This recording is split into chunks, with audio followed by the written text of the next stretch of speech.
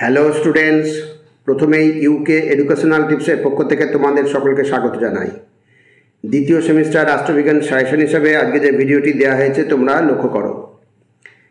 কল্যাণী ও অন্যান্য ইউনিভার্সিটির রাষ্ট্রবিজ্ঞান মেজর সাজেশন হিসাবে সেকেন্ড সেমিস্টারের রাষ্ট্রবিজ্ঞান সাজেশন হিসাবে 2 নম্বর মানের বেশ কয়েকটি বাছাই করা গুরুত্বপূর্ণ প্রশ্নোত্তর এবং 5 নম্বর এবং 10 নম্বর মানের কয়েকটি প্রশ্ন দেওয়া হয়েছে, তোমরা সেগুলি লক্ষ্য করো। আজকে প্রথমে আমরা দেখি সংক্ষিপ্ত প্রশ্নোত্তর। এখানে প্রতিটি প্রশ্নের মান হচ্ছে 2। প্রথম প্রশ্ন হচ্ছে বিপ্লব সম্পর্কে মার্ক্সীয় ধারণার 2টি মূল বৈশিষ্ট্য লেখো। মার্ক্সবাদীদের মতে বিপ্লব মানুষের ইচ্ছা অনুযায়ী, যা কোনো আকস্মিক ঘটনা নয়। বিপ্লব ঘটে ইতিহাসের স্বাভাবিক নিয়মে। আর 2 নম্বর বৈশিষ্ট্য হচ্ছে বিপ্লব এমন এক ঐতিহাসিক প্রক্রিয়া যার ফলে এক শ্রেণীর হাত থেকে অন্য শ্রেণীর হাতে ক্ষমতার হস্তান্তর ঘটে। 2 নম্বর, মার্ক্সবাদের বিকাশে লেনিনের 2টি অবদান উল্লেখ করো। মার্ক্সবাদে লেনিনের 2টি অবদান হল শ্রমিক শ্রেণীর বিপ্লবী পার্টি সংগঠন সম্পর্কিত তত্ত্ব এবং সাম্রাজ্যবাদের বৈজ্ঞানিক বিশ্লেষণ। নেক্সট 3 নম্বর, লেনিন বিপ্লবের কয়টি পূর্ব শর্তের কথা বলেছেন ও কি কি? লেনিন বিপ্লবের 2টি পূর্ব শর্তের কথা বলেছেন। এক হচ্ছে বিষয়গত অবজেক্টিভ এবং বিষয়ীগত সাবজেক্টিভ। 4 নম্বর প্রশ্ন, লেনিন প্রকাশিত কয়েকটি পুস্তিকার নাম লেখো। তাহলে আমরা দেখি কোথা থেকে শুরু করতে হবে, হোয়ার টু বিগিন। নেক্সট হচ্ছে কি করতে হবে, what is to be done. রাষ্ট্র ও বিপ্লব, স্টেট অ্যান্ড রিভলিউশন। এবার 5 নম্বর প্রশ্ন, গ্রামসিকে অনুসরণ করে হেজেমনির সংজ্ঞা দাও। পুঁজিবাদী সমাজের শাসক শ্রেণী নাগরিক সমাজের বিভিন্ন প্রতিষ্ঠানগুলির মধ্য দিয়ে তার কর্তৃত্বের সপক্ষে জনগণের সম্মতি আদায় করে নেয়। গ্রামসি একেই মতাদর্শগত আধিপত্য বা হেজেমনি বলেছেন। এবার 6 নম্বর, গ্রামসির লেখা 2টি গ্রন্থের নাম লেখো। গ্রামসির লেখা 2টি গ্রন্থ হলো the revolution against Das capital এবং 2 নম্বর হচ্ছে প্রিজন নোটবুকস। এই 5 নম্বর প্রশ্নটা খুবই ইম্পর্ট্যান্ট। 5 নম্বর, 6 নম্বর, 7 নম্বর, রাজনীতিতে হেজেমনি শব্দের অর্থ কী? রাজনীতিতে হেজেমনি শব্দের অর্থ হলো সমাজস্থ অন্যান্য শ্রেণী বা গোষ্ঠীর উপর কোনো বিশেষ শ্রেণী বা গোষ্ঠীর প্রভাব স্থাপন। নেক্সট 8 নম্বর, আর একটা ভেরি ইম্পর্টেন্ট প্রশ্ন, রাষ্ট্রের আপেক্ষিক স্বাতন্ত্র্য বলতে কী বোঝো? বিশেষ ঐতিহাসিক পরিস্থিতিতে কোনো রাষ্ট্র যখন শাসক শ্রেণীর মধ্যেকার অনৈক্যের দরুন শাসক শ্রেণীর পক্ষে কাজ করে না কিংবা শাসক শ্রেণীর আদেশ অনুসারেও কাজ করে না, তখন রাষ্ট্র অনেকটা স্বাধীনভাবে কাজ চালায়। রাষ্ট্রের এ ধরনের ভূমিকা বা অবস্থানকে বলে রাষ্ট্রের আপেক্ষিক স্বাতন্ত্র্য। এবার নেক্সট, ভিত্তি ও উপরিকাঠামো কাকে বলে? সমাজের উৎপাদন ব্যবস্থায় অর্থনৈতিক কাঠামো তথা উৎপাদনের সঙ্গে জড়িত মানুষজনের পারস্পরিক সম্পর্কের যোগফলকে বলে ভিত্তি এবং সমাজের শিল্প, সাহিত্য, আইন, রাজনীতি, ধর্ম, সংস্কৃতি প্রভৃতির সমন্বিত রূপকে বলে উপরিকাঠামো। এবার পরবর্তী প্রশ্ন 10 নম্বরের, নারীবাদের প্রথম তরঙ্গের 2টি প্রধান বৈশিষ্ট্য লেখো। এটা ভেরি ইম্পর্টেন্ট প্রশ্ন।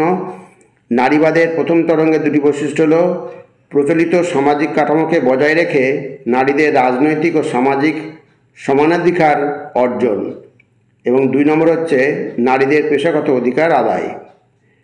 এবার 11 নম্বর, চরমপন্থী নারীবাদের প্রবক্তা কারা? চরমপন্থী নারীবাদের প্রবক্তা কারা? হচ্ছে সাইবিউভার, ব্রাউমিলার এবং মিলেট প্রমুখ চরমপন্থী নারীবাদের প্রবক্তা। 12 নম্বর, উদারনীতিবাদের দুটি সীমাবদ্ধতা উল্লেখ করো।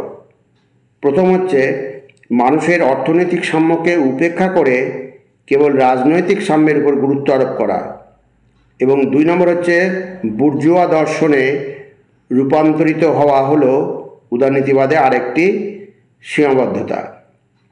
এবার 13 নম্বর, নয়া উদারনীতিবাদের প্রবক্তা কারা?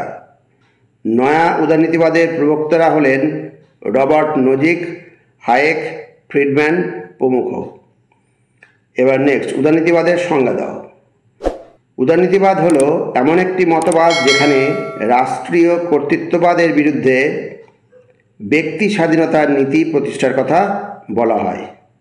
ভেরি ইম্পর্টেন্ট প্রশ্ন, নয়া উদারনীতিবাদের দুটি বৈশিষ্ট্য লেখো। নয়া উদারনীতিবাদের দুটি বৈশিষ্ট্য হলো, প্রথম হচ্ছে রাজনৈতিক সাম্যের উপর গুরুত্ব আরোপ, এবং 2 নম্বর হচ্ছে সমাজ কল্যাণকর রাষ্ট্রের আদর্শ গ্রহণ। নেক্সট 16 নম্বর, নয়া উদারনীতিবাদের দুজন তাত্ত্বিকের নাম লেখো। নয়া উদারনীতিবাদের দুজন তাত্ত্বিক হলেন রবার্ট নোজিক ও হায়েক। এবার 17 নম্বর, প্রাতিষ্ঠানিক দৃষ্টিভঙ্গি কাকে বলে? যে দৃষ্টিভঙ্গিতে সরকার ও রাজনীতির কাঠামোগত বহিরঙ্গের বর্ণনার উপর বিশেষ গুরুত্ব আরোপ করা হয় তাকে প্রাতিষ্ঠানিক দৃষ্টিভঙ্গি বলে। ভেরি ইম্পর্টেন্ট প্রশ্ন।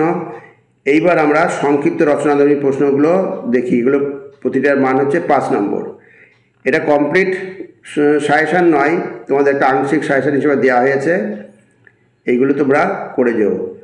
রাজনীতির চর্চার ক্ষেত্রে আচরণবাদী দৃষ্টিভঙ্গির 5টি মৌলিক বৈশিষ্ট্য উল্লেখ করো।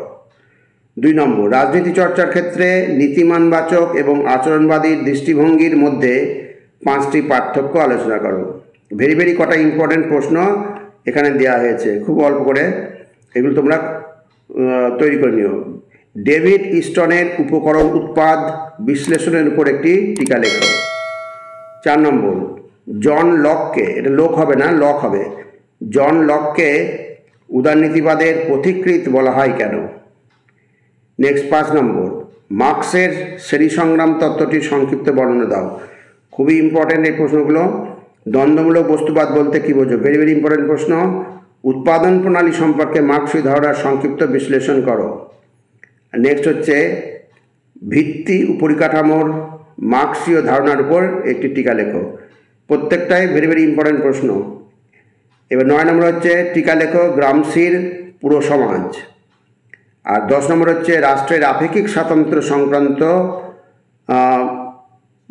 মাতৃধারণার উপর একটি টিকা লেখো।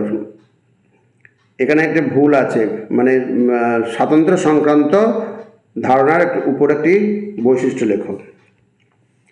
এবার রচনাধর্মী প্রশ্ন 10 নম্বর, রাজনীতি অধ্যয়নের নীতিমানবাচক দৃষ্টিভঙ্গি ব্যাখ্যা করো। ভেরি ইম্পর্টেন্ট প্রশ্ন। রাজনৈতিক বিশ্লেষণে কাঠামোগত এবং ভঙ্গের মূল্যায়ন করো। কাঠামোগত ভঙ্গ তো হবে না, এখানে একটুখানি প্রিন্টিংয়ের ভুল আছে, এখানে তোমরা ঠিক করে নিও, এখানে ভঙ্গের হবে না। রাজনৈতিক কাঠামোগত কি বলেছে এখানে প্রশ্নটা? রাজনৈতিক বিশ্লেষণে কাঠামো কার্যগত দৃষ্টিভঙ্গির হবে, এখানে প্রিন্টিংয়ে ভুল আছে। রাজনৈতিক বিশ্লেষণে কাঠামো কার্যগত দৃষ্টিভঙ্গির মূল্যায়ন করো, এটা তোমরা এইভাবে করবে।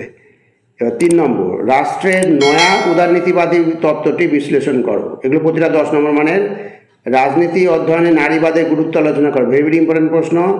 দ্বন্দ্বমূলক বস্তুবাদের মৌলিক নীতিসমূহের ব্যাখ্যা করো। Very important. বিপ্লব সম্পর্কে লেনিন ও মাওয়ের বক্তব্য নিয়ে তুলনামূলক আলোচনা করো। তারপরে 7 নম্বর, দল সম্পর্কে লেনিন রোজা লুক্সেমবার্গ বিতর্কটি আলোচনা করো। 8 নম্বর হচ্ছে গণতান্ত্রিক কেন্দ্রিকতার ধারণাটিকে বিশেষ গুরুত্ব দিয়ে দল সম্পর্কে লেনিনের ধারণা আলোচনা করো।